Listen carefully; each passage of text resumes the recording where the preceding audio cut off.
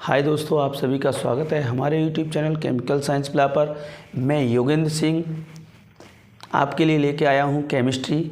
और केमिस्ट्री में मैं आज लेकर आया हूँ आपके लिए क्या होता है जब। तो इसमें मैं आज आपको केमिस्ट्री की कुछ रिएक्शंस बताने वाला हूँ। यदि आप हमारे चैनल पर नए हैं तो हमारे चैनल को आप सब्सक्राइब करें। देखिए, हम पहली रिएक्शन देखने वाले हैं, मेथेन का दहन कराया जाता है। एग्जाम में पूछा जाएगा केवल रासायनिक समीकरण दीजिए, तो ध्यान से देखेंगे हम मेथेन का। तो हमें मेथेन का फॉर्मूला मालूम होना चाहिए। मेथेन का फॉर्मूला होता है CH4। CH4 को हम मेथेन कहते हैं। दहन, जब भी कार्बनिक यौगिक का दहन होता है तो ऑक्सीजन की प्रेजेंस में होता है, यानी हमें प्रेजेंस होगी ऑक्सीजन की। वायु में ऑक्सीजन होती है तो ऑक्सीजन की प्रेजेंस में दहन होगा, O2 की प्रेजेंस में। ठीक है, दहन कराएंगे तो दहन हम ऐसे लिखेंगे, या हम ऐसे त्रिभुज का साइन बना सकते हैं। गर्म करा रहे हैं, गर्म कराने पर ये कार्बन ऑक्सीजन से क्रिया करेगा, कार्बन डाइऑक्साइड CO2 गैस बनेगी। साथ में ये हाइड्रोजन यहाँ पर 4 हैं, ये 4 हाइड्रोजन ऑक्सीजन से क्रिया करके जल बनाएंगे, जल H2O बनाएंगे। अब देखना यह है कि संतुलित है या रिएक्शन नहीं। साथ में इसके ऊष्मा निकलेगी, ऊष्मा। इस अभिक्रिया में ऊष्मा का उत्सर्जन भी होगा, देखिए ध्यान से। देखिए 4H हैं, 4H को संतुलित करने के लिए यहाँ 2 लगाना पड़ेगा, यानी 2H2, 2 दूनी 4, 4 हाइड्रोजन यहाँ प्रेजेंट हैं। कार्बन 1 है, यहाँ कार्बन है। ऑक्सीजन 2 हैं, इधर 2 हैं, यहाँ 2 ऑक्सीजन है, यहाँ टोटल 4 ऑक्सीजन है। 4 ऑक्सीजन करने के लिए ऑक्सीजन से पूर्व आप 2 लगा देंगे।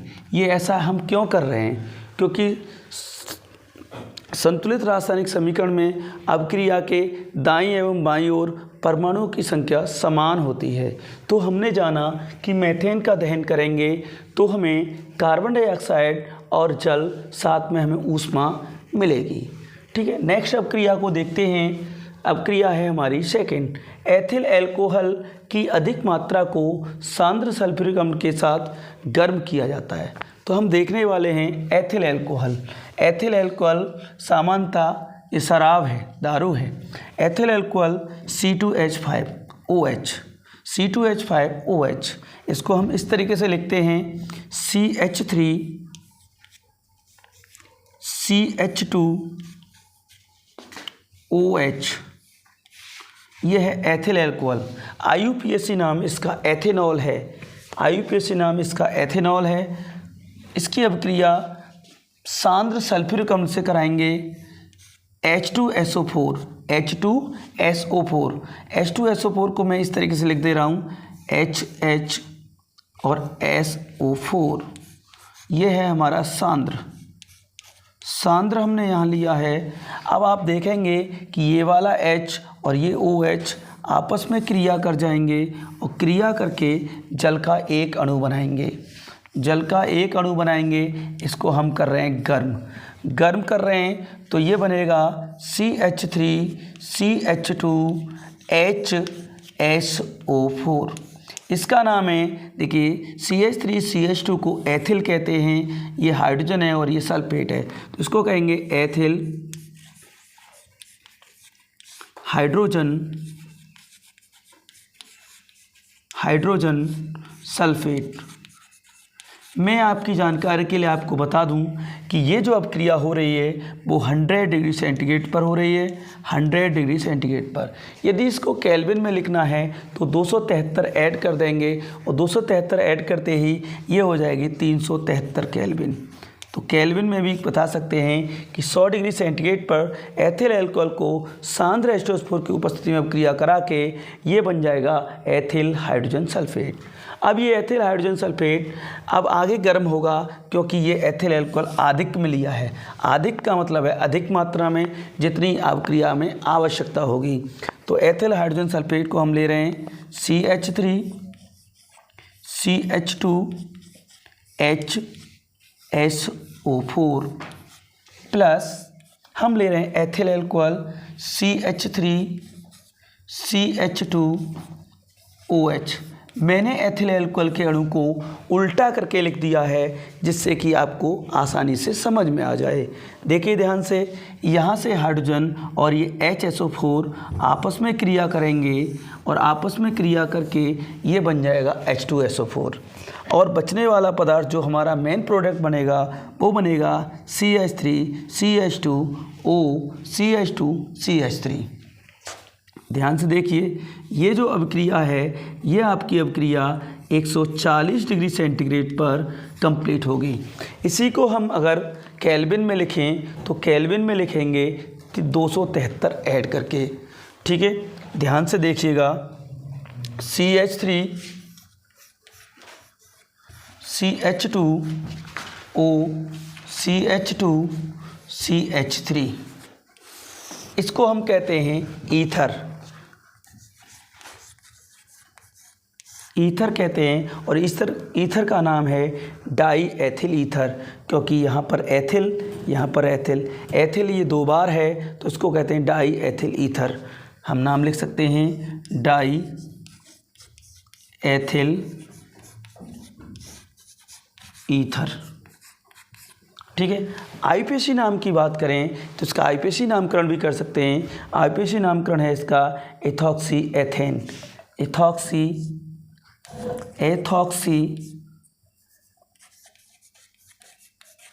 एथॉक्सी एथेन इसका आईपीसी नाम है। तो हम आईपीसी नाम भी कर सकते हैं साथ में। इस तरीके से यह हमारी अभिक्रिया कंप्लीट होती है और हम नेक्स्ट अभिक्रिया की तरफ चलते हैं, अभिक्रिया तीसरी की तरफ। तीसरे नंबर की अभिक्रिया में आपका लिखा हुआ है सुक्रोज का किण्वन किया जाता है। सुक्रोज अर्थात चीनी, चीनी का फॉर्मूला होता है C12H22O11। सुक्रोज का किण्वन, किण्वन की आपको बता दूं कहानी। किण्वन होता क्या है?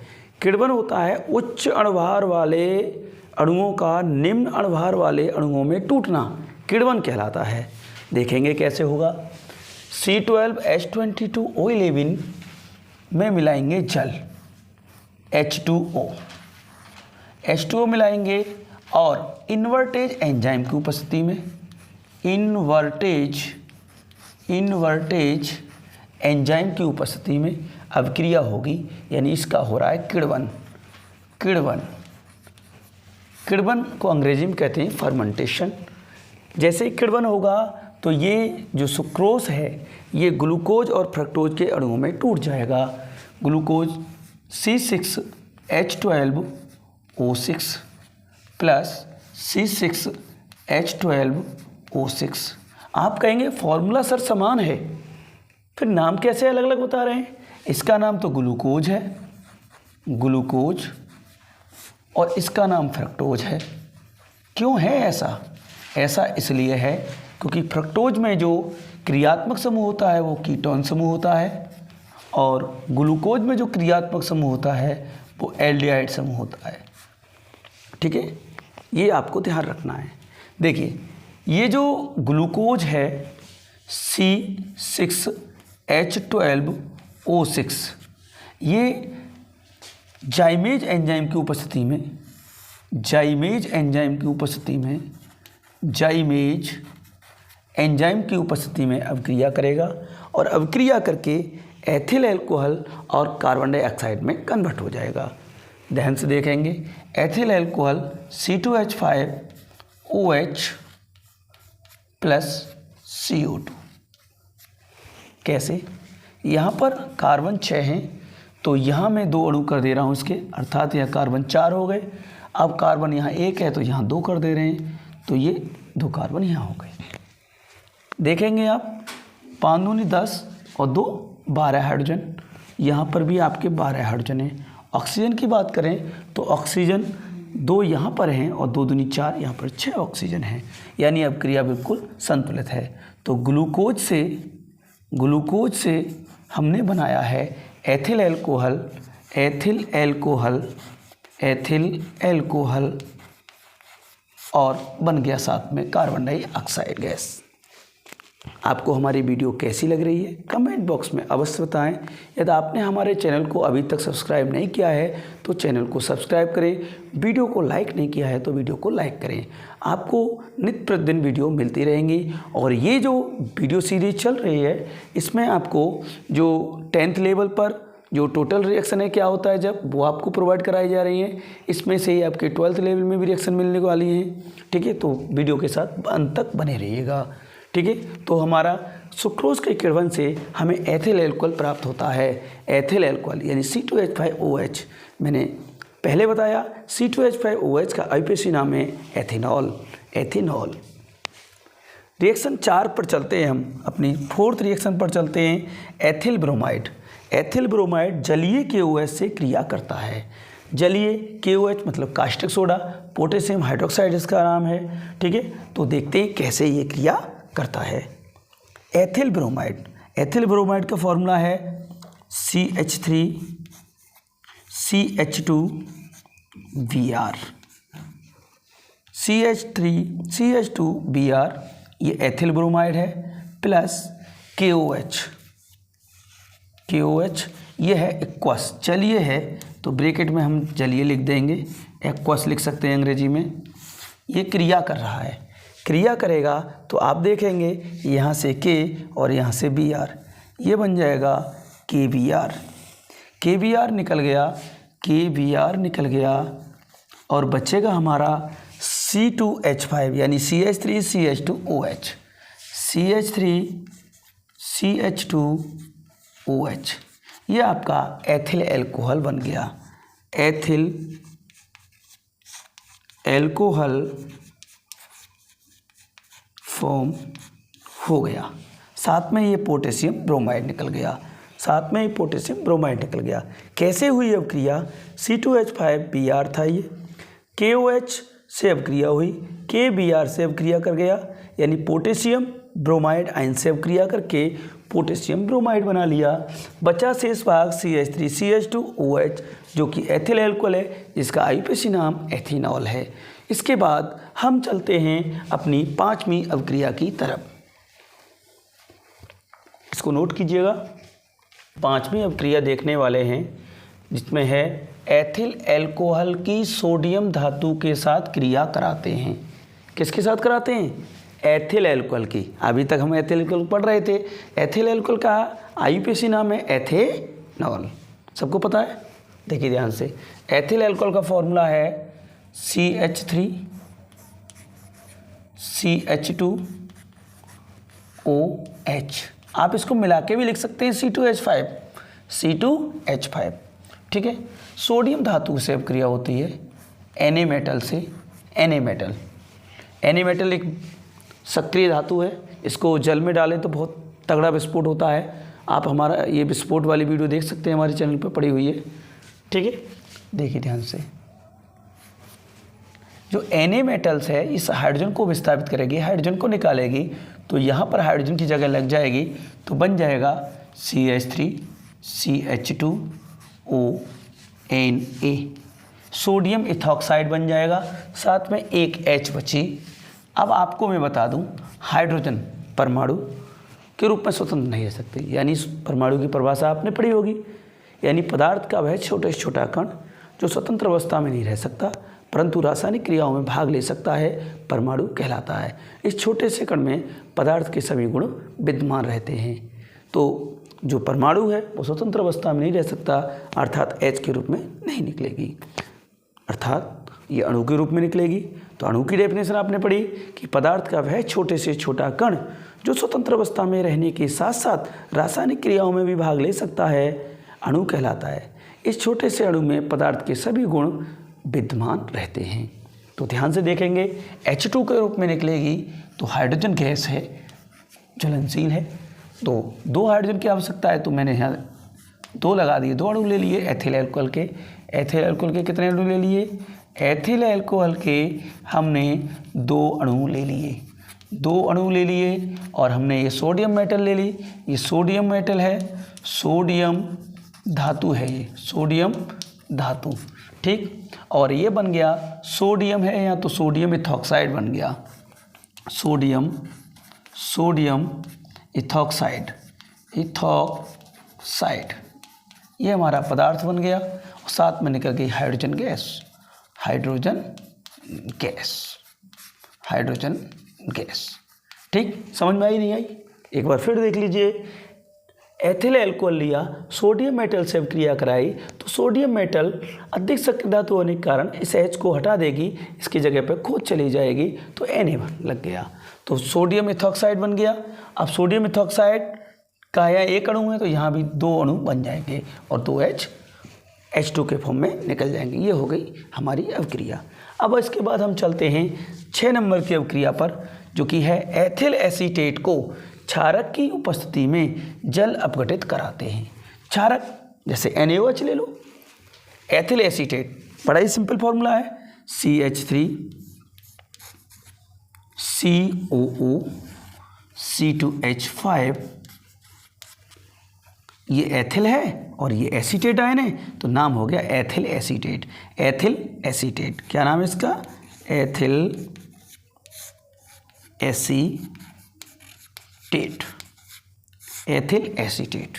ठीक है, एथिल एसीटेट की अभिक्रिया जल से करा, जल अपघटन कराना है इसका, यानी H2O से, H2O से, H2O से कराना है, H2O से। किसकी उपस्थिति में? क्षारक, क्षारक ले लेंगे, क्षारक यहाँ ले लें NaOH, सोडियम हाइड्रोक्साइड, आप KOH भी ले सकते हैं, पोटेशियम हाइड्रोक्साइड। ठीक है, आप ध्यान से देखिएगा, H2O को आप कैसे लिख सकते हैं? HOH, इस तरीके से आप लिख सकते हैं, H2O को इस तरीके से आप लिख सकते हैं HOH। अब ध्यान से देखिए, H प्लस और OH नेगेटिव, 2 आयन बन गए, H पॉजिटिव और OH नेगेटिव। अब H पॉजिटिव आयन जो है आपको पता है एथिल एसीटेट 2 आयनों में डिवाइड है, एसीटेट आयन CH3COO नेगेटिव। ठीक है, ये H से क्रिया करेगा तो CH3COOH बन जाएगा एसिटिक एसिड, CH3COOH, ये बन गया एसिटिक एसिड, एसिटिक एसिटिक अम्ल, ये बन गया आपका एसिटिक अम्ल। और क्या बन गया यहाँ पर? C2H5 बचा और यहाँ OH बचा, तो C2H5OH एथिल अल्कोहल बन गया, C2H5OH एथिल अल्कोहल बन गया, साथ में क्या बन गया? एथिल अल्कोहल, एथिल अल्कोहल बन गया साथ में। तो हमने देखा कि एथिल एसीटेट का जल अपघटन हो रहा है क्षारक की उपस्थिति में। जल अपघटन में ये जल के द्वारा टूट जाएगा, इसलिए कहा गया है जल अपघटन।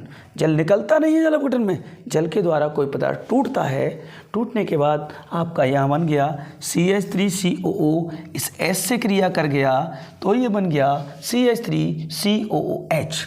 बचा रिमेनिंग पार्ट C2H5 जो OH से क्रिया कर गया, बन गया C2H5OH एथिल अल्कोहल। इसका आईयूपीएसी नाम एथेनॉल है। इसका आईयूपीएसी नाम की बात करें एसिटिक अम्ल की तो एथेनोइक एसिड है, एथेनोइक अम्ल है। क्या नाम है? एथेनोइक, एथेनोइक अम्ल, एथेनोइक अम्ल। ठीक है, इसके बाद आपको समझ आ गई? समझ आ रही है अब क्रिया? तो कमेंट बॉक्स में यस अवश्य लिखें। ध्यान से देखिएगा। इसके बाद चलते हैं अवक्रिया की। नंबर 7 है हमारी अवक्रिया, और नंबर 7 अवक्रिया बहुत अच्छी अवक्रिया है। एथिलीन की क्रिया क्षारीय पोटेशियम परमैंगनेट यानी बायर अपकर्मक से कराई जाती है। 1% KOH और KMnO4 का जो सॉल्यूशन होता है उसको हम कहते हैं बायर अपकर्मक। तो बायर अपकर्मक से हम इसकी अवक्रिया कराएंगे। देखिए ध्यान से, एथिलीन, एथिलीन का फॉर्मूला होता है CH2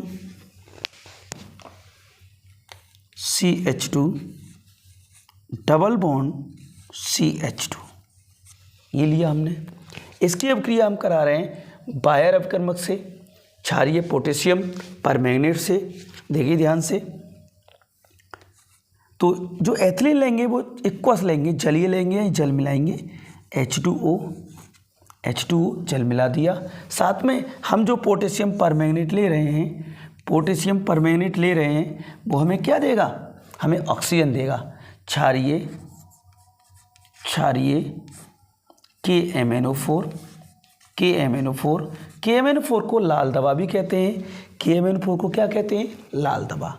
ठीक है, लाल दवा क्षारीय लेंगे तो उसको कहेंगे बायर अभिकर्मक। तो बायर अभिकर्मक हमें देगा ऑक्सीजन देगा, क्योंकि ऑक्सीकारक है, ऑक्सीजन देगा। तो मैं आपको बता दूं, H2O को आपने अभी लिखा HOH लिखते हैं, और ये ऑक्सीजन हमें मिल गया, तो ये ऑक्सीजन हमें यहाँ लगा लें, तो OH हमारे पास 2 हो गए। तो OH एक यहाँ जुड़ जाएगा, एक OH यहाँ जुड़ जाएगा। जैसे ही यहाँ OH जुड़ेगा कार्बन से, यहाँ OH कार्बन से जुड़ेगा, तो ये वाला बॉन्ड कार्बन टूट जाएगा। देखिए ध्यान से, CH2 OH और CH2 OH, ये बन गया एथिलीन ग्लाइकोल। एथिलीन ग्लाइकोल बन गया, एथिलीन ग्लाइकोल। इसका नाम है एथिलीन ग्लाइकोल, एथिलीन ग्लाइकोल। इसका आईपीसी नाम की बात करें तो इसमें OH समूह 2 हैं। अब OH समूह के आधार पर हम पहले इसको एल्केन में कन्वर्ट कर लेंगे। अधिकतम जो क्रियात्मक समूह 1 से अधिक होंगे, उसमें कार्बनिक श्रृंखला को आप जो है एल्केन में कन्वर्ट करते हैं, उसके बाद उनके ग्रुपों को लिखते हैं। तो एथेन 1,2 डाइऑल इसका आईपीसी नाम हो जाएगा। एथिलीन ग्लाइकोल का आईपीसी नाम हो जाएगा एथेन 1,2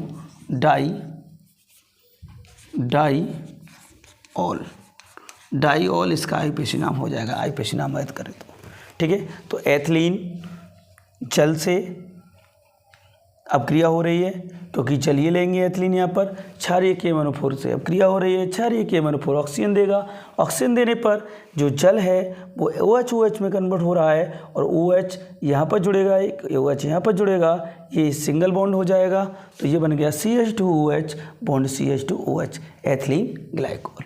ठीक है, इसके बाद हम चलते हैं 8वीं अपक्रिया पर। यदि आप अभी हमारे चैनल से जुड़े हैं तो हमारे चैनल को सब्सक्राइब करें। वीडियो को यदि अभी तक आपने लाइक नहीं किया है तो वीडियो को लाइक करें, और अधिक से अधिक अपने मित्रों में शेयर करें। देखिए आगे चलते हैं हम अपनी 8वीं अपक्रिया की ओर। इसको नोट कीजिएगा आप। देखिए हम 8वीं अपक्रिया पर आप पहुँचे हैं। 8वीं अपक्रिया आपके सामने है। एथिल एल्कोहल को Al2O3 के साथ 350 से 380 डिग्री सेंटीग्रेड पर गर्म किया जाता है। क्या कह रहे हैं? एथिल एल्कोहल को Al2O3 एल्युमिनियम ऑक्साइड, इसको एल्यूमिना भी कहते हैं, एल्यूमिना के साथ 350 से 380 डिग्री सेंटीग्रेड पर गर्म किया जाता है। देखिए ध्यान से, एथिल एल्कोहल का फॉर्मूला तो हमें याद ही हो गया, याद हो गया हमें, यानी CH3CH2OH, या कंबाइन रूप से मिला के लिख सकते हैं C2H5OH को गर्म किया जा रहा है Al2O3 की उपस्थिति में 350 से 380 डिग्री सेंटीग्रेड ताप पर। जैसे ही हम गर्म कर रहे हैं तो इससे हमारा H2O निकल जाएगा, H2O निकल जाएगा।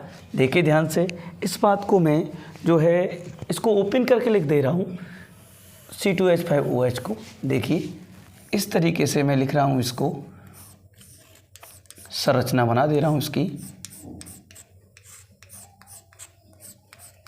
CH3 और ये CH2 हो गया। अब देखिए इसके उपस्थिति में गर्म करेंगे तो यहाँ से हाइड्रोजन और यहाँ से OH, H2O निकल जाएगा, और बनने वाला जो पदार्थ हमारा बनेगा वो बनेगा CH2 डबल बॉन्ड CH2, क्योंकि कार्बन की वैलेंसी पूरा करना है। कार्बन की वैलेंसी 4 होती है, और यहाँ पर ये इस तरीके से बच गया H सिंगल बॉन्ड CH ये बचा, परंतु कार्बन की वैलेंसी पूरा नहीं हो रही। 1 2 3 4 करने के लिए यहाँ एक बंद और लगाना पड़ेगा, तो ये हो गया C2H4, यानी एथिलीन बन गया, एथिलीन जिसका अणुसूत्र है C2H4। इसको पादप हार्मोन कहा जाता है, क्योंकि ये फलों को पकाने में काम आता है। ठीक। इसके बाद हमारी नमी अभिक्रिया है जो कि वेरी इंपॉर्टेंट है, बहुत ज़्यादा इंपॉर्टेंट है बोर्ड के हिसाब से बहुत ज़्यादा इंपॉर्टेंट है कि एथिलीन की क्रिया ओजोन से होती है। एथिलीन यही C2H4, एथिलीन की क्रिया हो रही है CH2 डबल बॉन्ड CH2, ये देखने वाले हैं हम। ये है हमारी ethylene CH2 double bond CH2, इसको कहते हैं एथिलीन। एथिलीन की क्रिया हमारी होगी O3 से, ओजोन से। ये ओजोन है, ओजोन वही ओजोन है जो पृथ्वी तल से 20 से 25 किलोमीटर ऊंचाई पर एटमॉस्फेरिक में है। ठीक है, ध्यान से देखेंगे। एथिलीन लिया है हमने, ये एथिलीन लिया है। एथिलीन की अभिक्रिया ओजोन से हो रही है, तो ध्यान से देखेंगे ये जो अभिक्रिया होती है वो कार्बन टेट्राक्लोराइड CCl4 सॉल्वेंट की प्रेजेंस में होती है। ध्यान से देखेंगे ये बनेगा क्या, एथिलीन जब ओजोन से अभिक्रिया करेगी तो एथिलीन ओजोनाइड बनेगा। कैसे बनता है देखें ध्यान से। CH2 इससे ऑक्सीजन जुड़ेगा, CH2 इससे ऑक्सीजन जुड़ेगा, CH2 से ऑक्सीजन जुड़ेगा और ऑक्सीजन भी सिंगल बॉन्ड रहेगा। ये बन गया एथिलीन ओजोनाइड। एथिलीन का ओजोनाइड बन गया है ये, एथिलीन का ओजोनाइड। एथिलीन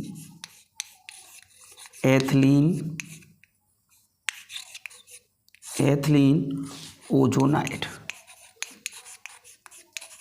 ये स्टेबल कंपाउंड नहीं है, इसलिए इसका होगा आगे रिडक्शन। क्या होगा, रिडक्शन होगा, यानी यहाँ पर हम मिलाएंगे ऐसा कोई पदार्थ जिससे मिलेगा हमें हाइड्रोजन। जैसे हम जिंक और जल का मिश्रण ले लें, जिंक और जल का मिश्रण हम लेंगे तो इससे जिंक ऑक्साइड बनेगा ZnO, और हमें साथ में मिलेगा हाइड्रोजन, आप और भी ले सकते हैं, जिंक और HCl ले सकते हैं, जिंक और H2SO4 ले सकते हैं। ऐसे कोई पदार्थ जिनसे हमें हाइड्रोजन मिले, और ये हाइड्रोजन यहाँ पर क्रिया करेगा इस O से हाइड्रोजन क्रिया करेगा, और इस तरीके के करने के बाद ये वाले बॉन्ड अलग टूट जाएंगे, और टूटने के बाद ये CH2O, यहाँ हाइड्रोजन क्रिया कर जाएगा H2, और ये बन जाएगा जल बन गया, ये जल बन गया H2O। ठीक, साथ में हमारा जो बना CH2O, ये वाला पदार्थ बना CH2O। इसको हम ऐसे लिखेंगे HCHO। मैं आपको बता दूं कि ये CH2 ही है, C और 2 HCH2O। अब यहाँ पर ये 2 बने हैं तो यहाँ 2 लिख लेंगे, 2 अणु बन गए SCHO के। SCHO मतलब फॉर्मल्डिहाइड, ये बन गया फॉर्मल्डिहाइड बन गया फॉर्मल्डिहाइड। ठीक है, अब इसका IPAC नाम की बात करें तो एक कार्बन है, एल्डिहाइड होता है तो अल लगाते हैं, तो IPAC नाम इसका हो गया मेथेनल इसका IPAC नाम हो गया। ध्यान से देखेंगे इसको एक बार फिर समझें। एथिलीन ओजोन से अब क्रिया कर रहा है, ओजोन में ऑक्सीजन के 3 परमाणु हैं, एक ऑक्सीजन का परमाणु ऊपर लग जाएगा, 2 ऑक्सीजन के परमाणु नीचे लग जाएंगे, और इस तरीके से ये बन जाता है एथिलीन ओजोनाइड। ये अनस्टेबल है, इसलिए ये जिंक वाटर से अभिक्रिया करता है। जिंक वाटर से अभिक्रिया करने पर जिंक ऑक्साइड और हाइड्रोजन बनता है। ये हाइड्रोजन इस ऑक्सीजन से क्रिया करता है, इस ऑक्सीजन से क्रिया करके H2O बना लेता है, और बचा पार्ट रिमेनिंग ये टूट जाता है, ये बनता है CH2O। इसको हम ऐसे लिख देते हैं SCHO, जो कि फॉर्मल्डिहाइड है, फॉर्मल्डिहाइड। इस फॉर्मल्डिहाइड का IPAC नाम की बात करें तो एक कार्बन है, एल्डिहाइड समूह है तो मेथेनल कहेंगे, क्योंकि एल्डिहाइड होता है तो उनका अनुलग्न लगाते हैं अल, देखिए इसका आप स्क्रीनशॉट लीजिएगा और हम चलते हैं इसके बाद 10वीं अभिक्रिया पर। हमारी 10वीं अभिक्रिया है एथिल अल्कोहल को सांद्र H2SO4 के साथ 160 से 170 डिग्री सेंटीग्रेड पर गर्म करते हैं। क्या पूछा? एथिल अल्कोहल को सांद्र H2SO4 के साथ 160 से 170 डिग्री सेंटीग्रेड पर गर्म करते हैं। आपने इससे पहले भी क्रिया देखी थी जिसमें आपने देखा कि एथिल अल्कोहल को आदिक में सांद्र H2SO4 के साथ गर्म कर रहे थे, जिसमें आपको डाई एथिल ईथर प्राप्त हुआ था। परंतु इस अभिक्रिया में आपने 160 से 170 डिग्री सेंटीग्रेड पर गर्म करने की कंडीशन दे दी है, इसलिए इस अभिक्रिया में एथिलीन बनेगा। तो देखते हैं एथिलीन कैसे बनता है। यदि आप हमारे चैनल पर अभी ज्वाइन किए हैं तो हमारे चैनल को सब्सक्राइब करें, बेल आइकन वाली घंटी को दबा लें और नोटिफिकेशन को ऑन कर लें, जिससे कि वीडियो हमारी आपको सबसे पहले प्राप्त हो। देखिए, अपने अधिक से अधिक मित्रों में हमारे वीडियो को शेयर कीजिएगा, जिससे उनको भी लाभ हो सके। ये आने वाले 10th क्लास के लिए बड़ी रामबाण वीडियो साबित होगी, क्योंकि इसमें हमने टाइटल लिया है क्या होता है जब केवल रासायनिक समीकरण दीजिए। इसमें हमारा 10वां नंबर चल रहा है, जहाँ ले रहे हैं हम एथिल अल्कोहल। एथिल अल्कोहल का फॉर्मूला है CH3CH2OH, जिसका IUPAC नाम की जिक्र किया हमने, एथेनॉल होता है। इसकी अभिक्रिया हम कराएंगे H2SO4 से, H2SO4 से सांद्र H2SO4 से कराएंगे, सांद्र H2SO4 से कराएंगे, H2SO4 से कराएंगे। कैसा है ये? सांद्र है सल्फ्यूरिक एसिड, जिसे बैटरी का तेजाब भी कहते हैं। देखिए ध्यान से, इसकी अभिक्रिया हो रही है 160 से 170 डिग्री सेंटीग्रेड पर।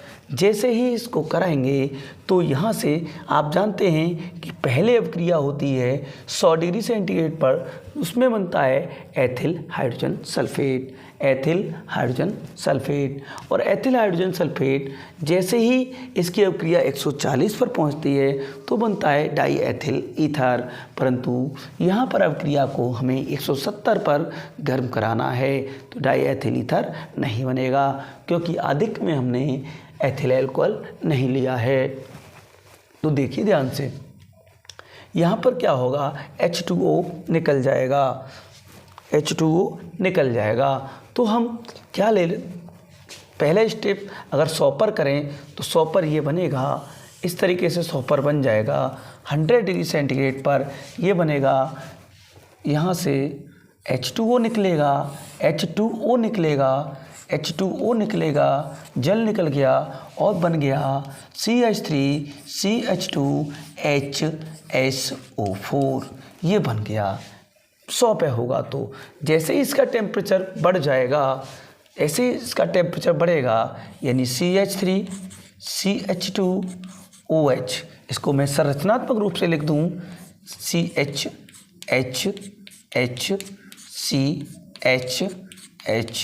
और OH, तो ये सल्फ्यूरिक एसिड इसमें इन्वॉल्व नहीं होगा। तो ध्यान से देखेंगे, इसकी अभिक्रिया हम कर रहे हैं 160 से 170 डिग्री सेंटीग्रेड पर और सांद्र सल्फ्यूरिक एसिड की उपस्थिति में। तो ध्यान से देखिएगा, इसका हो जाएगा निर्जलीकरण, यानी H2O का अणु निकल जाएगा और आपको मिल जाएगा ethylene, CH2 double bond CH2, इसको कहते हैं एथिलीन, एथिलीन। ठीक, तो इस तरीके से हमने इस अभिक्रिया को पूर्ण किया। इसके बाद हम चलते हैं अपनी अगले नंबर की अभिक्रिया, जो है हमारे 11 नंबर की अभिक्रिया, जिसमें पूछा गया है सोडियम एसीटेट को सोडा लाइम के साथ गर्म करते हैं। तो आपको जानना है सोडियम एसीटेट क्या होता है, तो उसका फॉर्मूला है CH3CH2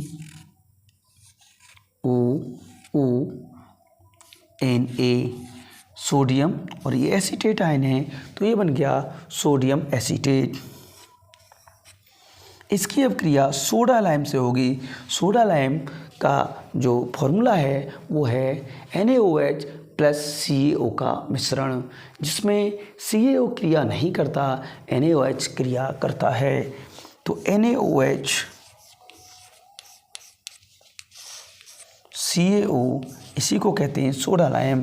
तो यहाँ से NaOH क्रिया करेगा तो ये बन जाएगा इस तरीके से, इतना पार्ट अलग बन के निकल जाएगा साल्ट के रूप में।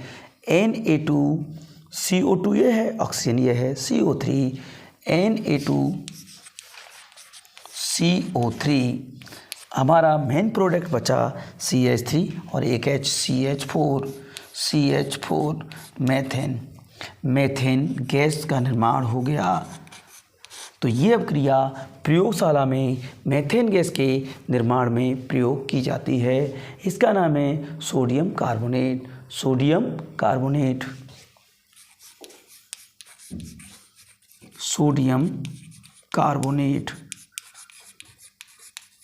कार्बोनेट, ठीक है। ये सोडियम एसीटेट है, सोडियम एसीटेट। अच्छा रिजल्ट लेने के लिए आपको अपक्रिया में जो लिए गए अभिकारक हैं या उत्पाद जो बने हैं उनके नीचे उनके नाम लिखने हैं। इसका नाम है सोडियम हाइड्रोक्साइड,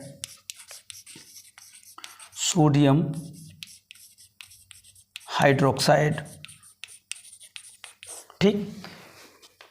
तो ये अपक्रिया हमने देखी, इसका आप स्क्रीनशॉट बना सकते हैं। इसके बाद हम चलते हैं नेक्स्ट नंबर की अभिक्रिया पर, जो कि हमारी 12 नंबर अभिक्रिया है। तो इसका स्क्रीनशॉट बनाइए आप सब। तो देखिए हम 12 नंबर की अभिक्रिया को देख रहे हैं। हमारी अभिक्रिया है एसिटिक अम्ल का लिथियम एल्यूमिनियम हाइड्राइड द्वारा अपचयन कराया जाता है। तो क्या होता है जब एसिटिक अम्ल का लिथियम एल्यूमिनियम हाइड्राइड द्वारा अपचयन कराया जाता है? देखिए ध्यान से, एसिटिक अम्ल यानी CH3COOH। एसिटिक अम्ल का आईपीसी नाम एथेनोइक एसिड है। Lithium aluminium hydride LiAlH4 lithium aluminium hydride बहुत ज़्यादा मात्रा में हाइड्राइड देता है। जितने हाइड्रोजन की आवश्यकता होगी रिएक्शन में उतने अवेलेबल करा देगा। तो देखिए ये हाइड्रोजन देता है यानी अपचयन करवाता है। ध्यान से देखेंगे इस अभिक्रिया में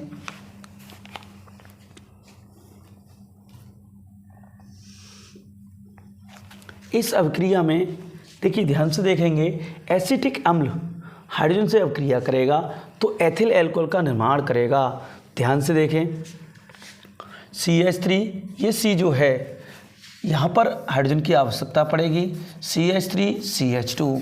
इसके संरचनात्मक सूत्र बना के देखें हम, CH3 C double bond O और OH इस तरीके से बनेगा।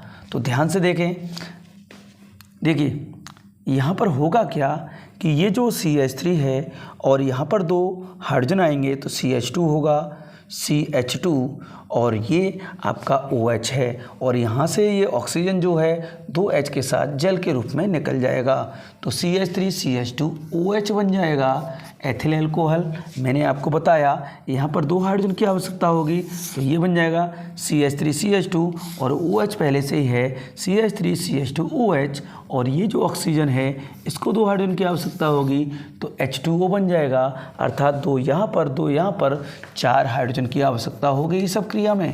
तो 4 हाइड्रोजन हमने ले लिए हैं और ये बन जाएगा साथ में बन जाएगा जल। एथिल अल्कोहल बन गया। एसिटिक अम्ल के अपचयन द्वारा एथिल अल्कोहल और जल बनता है। ठीक है, इसके बाद हम अपनी अगली 13वीं अभिक्रिया पर चलेंगे जो कि एग्जाम की दृष्टि से बहुत इम्पोर्टेंट है, जिसमें क्लोरोफॉर्म का निर्माण होता है। देखिए हम आ चुके हैं 13वीं अभिक्रिया पर। हमारी 13वीं अभिक्रिया है जो कि बोर्ड एग्जाम की दृष्टि से बहुत ही महत्वपूर्ण है। इसमें बनता है क्लोरोफॉर्म। ये हाई स्कूल लेवल की टफेस्ट क्रिया है जिसको देखना बहुत ज़रूरी है। आप ध्यानपूर्वक समझेंगे, इसको बिल्कुल स्किप मत कीजिएगा। यदि आपने 2 सेकंड की भी स्किप कर दी तो आप अब क्रिया से वंचित रह जाएंगे। तो देखेंगे हम एथिल अल्कोहल को क्लोरीन व NaOH के साथ गर्म करते हैं। क्या होता है जब एथिल अल्कोहल को क्लोरीन व NaOH के साथ गर्म करते हैं? तो ध्यान से देखेंगे आप। हम बनाएंगे एथिल अल्कोहल, ध्यान से देखेंगे CHH CHHOH, ये बन गया एथिल अल्कोहल की संरचना। साथ ही हम लिखेंगे क्लोरीन Cl2, साथ ही हम लिखेंगे क्षार NaOH, हमने ये लिख लिया है। ठीक है, अब हम क्रिया करने जा रहे हैं। तो ध्यान से देखिएगा अब क्रिया में होगा क्या। देखिए, हमने बताया कि इस क्रिया में क्लोरोफॉर्म बनेगा। तो क्लोरोफॉर्म का फॉर्मूला होता है CHCl3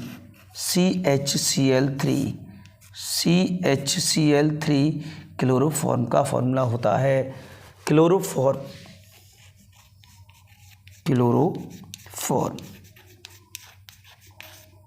अब देखिए ध्यान से, क्लोरोफॉर्म बनने के लिए यहाँ से आपको मैं बता दूँ, ये CH और यहाँ से हमें 3 Cl की आवश्यकता पड़ेगी, CHCl3 बनेगा। मैं पहले ही यहाँ पर 4 Cl2 ले रहा हूँ जिससे आपको परेशानी ना हो। तो यहाँ से 4 दूनी 8 Cl है हमारे पास, 3 Cl हमने ले लिए CHCl3। ठीक है, अब देखिए ध्यान से, यहाँ से हम H और C, यहाँ से हम H और C और इस ऑक्सीजन को, इस वाले ऑक्सीजन को ले रहे हैं, साथ में इस ONA को ले रहे हैं। तो ये बनने वाला पदार्थ जो बनेगा वो बनेगा HCO और ये वाला O और Na। तो Na यानी सोडियम और ये फॉर्मिक एसिड का साल्ट है, तो सोडियम फॉर्मेट इसका नाम हो जाएगा, सोडियम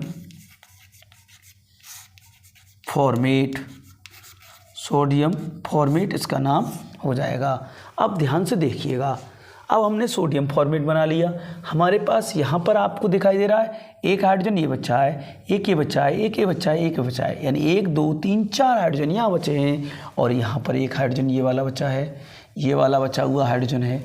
ठीक है, 5 हाइड्रोजन बचे हैं और हमारे पास ऑक्सीजन कुछ भी नहीं, यानी इसमें अगर जल बनता है तो हमें ऑक्सीजन की आवश्यकता है। ठीक है, और यहाँ पर 5 Cl बचे हैं, 5 Cl अकेले निकल नहीं सकते, अर्थात Na की आवश्यकता है। तो ये Na तो यहाँ पर यूज हो गया, तो हमें NaOH की मात्रा को बढ़ाना पड़ेगा। तो हम यहाँ पर देखिए 6 NaOH लेते हैं, 6 NaOH लेने पर हमें 5 Na मिल गए और 5 यहाँ Cl हैं, तो 5 NaCl निकल जाएंगे, 5 NaCl निकल जाएंगे। अब बचा क्या यहाँ पर 5, यहाँ पर ऑक्सीजन बच गए, 5 ऑक्सीजन बच गए। मैं यहाँ लिख दे रहा हूँ 1 2 3 4 5 ऑक्सीजन बच गए और 5 ही H हमें मिल गए, 5 ही H हमें मिल गए, एक H, दूसरा H, तीसरा H, चौथा H, पाँचवा H और एक छठा बचा हुआ था पहले से ऑलरेडी, वो वाला H ये बच गया। अब यहाँ से लिख लें 1 2 3 4 H है हमारे पास, तो चारों H को लिख लें 1 2 3 4। इस तरीके से हाइड्रोजन को हमने संतुलित कर लिया और देखें ये क्या बनने वाला है, HH2H2O H2O H2O H2O H2O H2O, अर्थात ये हमारा जल बन गया। जल के अणु 5 हो गए, 1 2 3 4 5। तो इस सब क्रिया में 5 जल के अणु भी बनते हैं, जड़ के अणु भी बनते हैं। ये सोडियम क्लोराइड बन गया, ये बन गया सोडियम क्लोराइड और ये बन गया वाटर, जल। अब जल का रासायनिक नाम बता दूं मैं आपको, डाई हाइड्रोजन ऑक्साइड होता है इसका रासायनिक नाम, डाई हाइड्रोजन हाइड्रोजन ऑक्साइड इसका नाम होता है। इसको हाइड्रोजन ऑक्साइड के नाम से भी जाना जाता है, ये ध्यान रखेंगे आप। तो इस अभिक्रिया में एथिल अल्कोहल लिया, क्लोरीन लिया, सोडियम हाइड्रोक्साइड लिया, आपस में मिलाया और इसको किया गर्म करने पर क्लोरोफॉर्म बना, सोडियम फॉर्मेट बना, सोडियम क्लोराइड बना और जल बना। ठीक इस तरीके से हमने क्लोरोफॉर्म बना लिया। यदि आपको क्लोरोफॉर्म के अतिरिक्त बनाना हो ब्रोमोफॉर्म तो केवल Cl2 की जगह आप Br2 यूज कर लीजिएगा। Br2 यूज करेंगे तो यहाँ पर CHCl3 की जगह CHBr3 बनेगा, जिसको कहते हैं ब्रोमोफॉर्म बना सकते हैं। ठीक है, इसकी जगह पर यहाँ पर NaBr निकलेगा यानी सोडियम ब्रोमाइड।